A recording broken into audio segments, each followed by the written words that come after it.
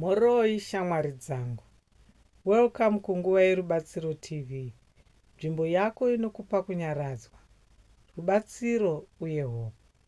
Nhasi tichataura nezvemanaging stress in difficult times uye nzira dzinokubatsira kuderedza mutoro wepfungwa, kuzorodza mwoyo uye kudzoka mukugadzikana.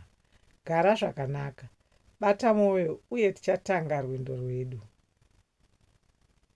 Shamwari dzangu, pane dzimwe nguva dzatinotakura stress yakawanda, zvemari, zvevana, zvebasa kana zvemwoyo. Unonzwa kuremerwa, kusafunga zvakanaka, hope dzichinyangarika, mwoyo uchirova zvisina kujairika.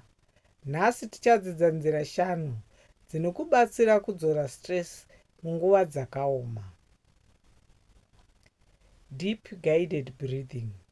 Fema zvinyoronyoro. In, out.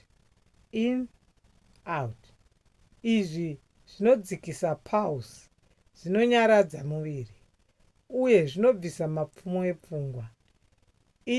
Ichi chikamu chidiki chinoderedza stress instant kana wangoita kwemaminitsi mashoma. Break down your problems into small steps. Panzvimbo pekufunga dambudziko rese, paradzanisa kuita zvidimbu zvidiki. Unopfuura rimwe nerimwe uye izvi zvinopa control, clarity uye kunzwa sekuti upenyu hauchakutyise.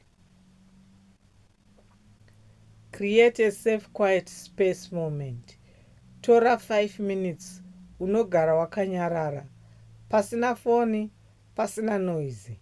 Ichi chingave chikona chemba, kutandara panze, kana kunyangwe mubathroom. Inodzorera peace, inodzorera chaos, uye inobatsira pfungwa dzako kuriseta. Talk to someone you trust. Kugadzirisa stress hakuitwi wega nguva dzese. Taura neshamwari, hanzvadzi kana munhu ane hanya newe.